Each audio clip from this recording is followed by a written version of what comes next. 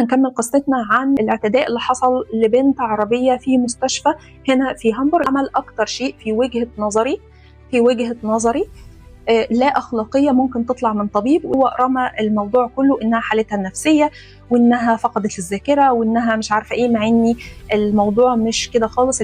هو مش بس ما اكتفاش بذلك، ولكن هو كمان هددها ان هم يرفعوا عليها قضيه تشهير وتسويق سمعه. اغلب الاشخاص السيئين السلاح بتاعهم هو قضيه التشهير ده. هم مثلا نصبوا عليك، هم ضايقوك، هم عملوا معاك اي شيء غير اخلاقي غير انساني، على طول يهددوك ان هم هيرفعوا عليك قضيه تشهير، وما بيكونش تهديد، بيكون فعلا حقيقي. هم طبعا عارفين انها اجنبيه، فمعنى كده انها مش هتعرف تجدد الاقامه بتاعتها. هم بيلقوا في طريقها عقبات كبيره جدا، هيستنزفوها ماديا، هيستنزفوها نفسيا على فتره طويله جدا، سنه سنتين وتبر، لغايه ما القضايا دي كلها تتقفل، بس هتكون خسرت من كل النواحي. للاسف الشديد رئيس القسم عمل كده بشكل مباشر، عشان كده انا قلت في الاول انا شايفاه ان هو تصرفه لا اخلاقي على الاطلاق.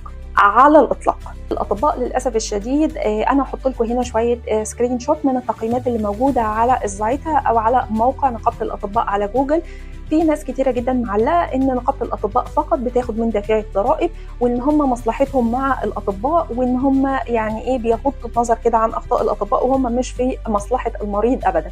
خلينا كده نشوف هم عملوا ايه مع البنت، وهل الكلام ده حقيقه فعلا ولا مش حقيقه. نقابه الاطباء في المانيا اللي حصل، البنت اول ما بعتت شكوى بعد 10 ايام تقريبا جالها رد ان هم يعني هيعملوا الحرب العالميه الثالثه عشانها، وان هم هيسالوا رئيس القسم، وان هم هيبعتوا يجيبوا الاكتا وحاجات زي كده.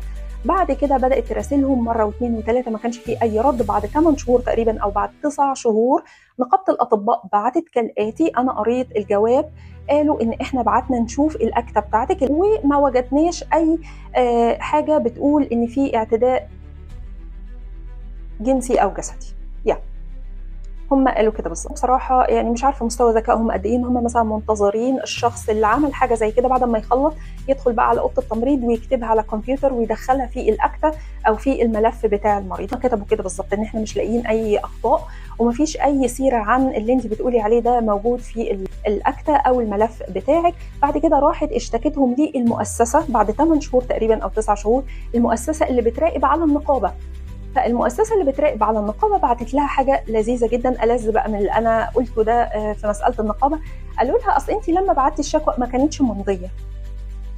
يعني قالوا لها كده، قالوا لها انت اصلا لما بعتي الشكوى ما كانتش ممضيه، فدي اصلا حاجه كده تبقى انجلش. اي شكوى بناخدها بعين الاعتبار لما تكون ممضيه. لازم نعرف يا جماعه ان الشخص السيء هنا هيشوفك بتغرق، اوكي، بتغرق، وممكن الحل يبقى بسيط جدا، بس مش هيقوله لك، هيسيبك كده تغرق.